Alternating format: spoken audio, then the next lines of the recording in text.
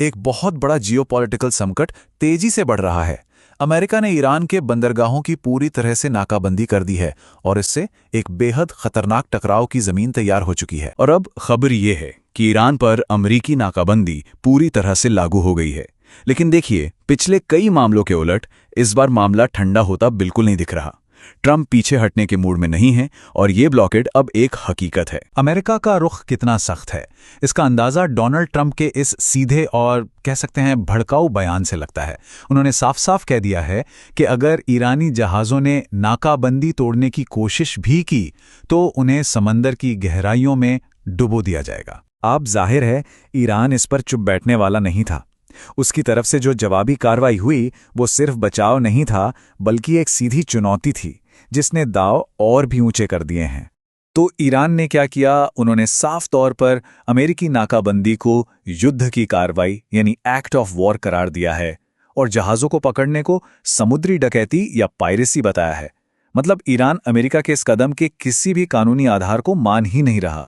Iran की जवाबी कार्रवाई का पहला हिस्सा एक सीधी धमकी थी।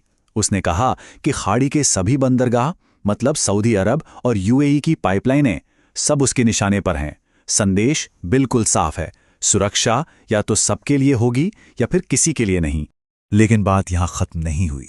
ईरान की दूसरी और शायद सबसे बड़ी धमकी थी बाब अल मंदेब स्ट्रेट को बंद करने का इशारा देना। सोचिए, अगर ऐसा हुआ तो रेड सी और स्वेज कैनाल से गुजरने वाला पूरा का पूरा ट्रैफिक ठप पड़ जाएगा और ये लड़ाई एक बहुत बड़े इलाके में फैल जाएगी। अच्छा, अब आते हैं इस कहानी के सबसे अप्रत्याशित और सबसे स्ट्रैटेजिक मोड़ पर।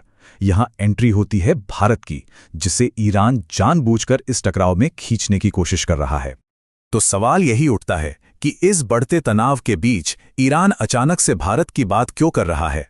इसके पीछे एक बहुत ही सोची समझी कूटनीतिक चाल है जिसका मकसद बहुत गहरा है। जरा इस बयान पर गौर कीजिए। यहां ईरानी राजदूत कह रहे हैं कि उन्होंने अपने मित्र भारत से हॉर्मुज स्ट्रेट से गुजरने के लिए तभी कोई टोल नहीं लिया। ये बात उन रिपोर्ट से बिल्कुल अलग है जिनमें कहा जा रहा था कि ईरान दूसरे देशों से टोल वसूल रहा है। तो आखिर ईरान की ये शतरंज की चाल है क्या? आइए इसे 3 कदमों में समझते हैं। पहला कदम, सबके सामने भारत की तारीफ करना। दूसरा, अमरीकी नाकाबंदी को एक गैर कानूनी हरकत बताना जो भारत जैसे खरीदारों को नुकसान पहुंचा रही है। और तीसरा, सबसे शातिर कदम, एक दुविधा पैदा करना। भारतीय टैंकरों को ईरानी तेल ले जाने के लिए उकसाकर ईरान अमेरिका को खुली चुनौती दे रहा है कि क्या वो एक बड़ी न्यूट्रल ताकत के जहाज को रोकने की हिम्मत करेगा। ओके, तो इस शतरंज की बाजी का असर सिर्फ इन 2 मुल्कों तक नहीं है, इसका असर पूरी दुनिया पर पड़ रहा है। चलिए देखते हैं कैसे, और जो देश बीच में फंसे हैं उनके लिए ये हालत कितनी मुश्किल हो गई है। सबसे पहला और सीधा झटका तो लगा है तेल की कीमतों पर। जैसे ही ये खबर आई कि दुनिया के 2 सबसे जरूरी समुद्री रास्ते बंद हो सकते हैं, तेल की कीमत उछलकर $105 प्रति बैरल पर पहुंच गई। और ये सिचुएशन एक पुरानी कहावत याद दिलाती है, माइट इज राइट। मतलब जिसकी लाठी उसकी भैंस। न तो अमेरिका और न ही ईरान ने यूएन के समुद्री कानून को माना है। तो इसका मतलब यह है कि इस लड़ाई का फैसला किसी इंटरनेशनल कानून से नहीं, बल्कि सिर्फ सैन्य और आर्थिक ताकत के दम पर होगा। और इस पूरे खेल के बीच में फंस गया है भारत, एक ऐसी मुश्किल कूटनीतिक हालत में जहां 2 ताकतवर देश आमने सामने हैं और भारत को एक बहुत ही नाजुक रास्ता चुनना है। ये स्लाइड भारत की मुश्किल को बिल्कुल साफ दिखाती है। एक तरफ है ईरान की पेशकश, सस्ता तेल और मजबूत साझेदारी का मौका, तो दूसरी तरफ है अमेरिका की धमकी, जहाज़ों के जब्त होने का खतरा और एक बड़े सैन्य संघर्ष में उलझने का जोखिम। मतलब ईरान ने भारत के लिए एक ऐसा जाल बिछा दिया है जिससे निकलना बहुत मुश्किल है।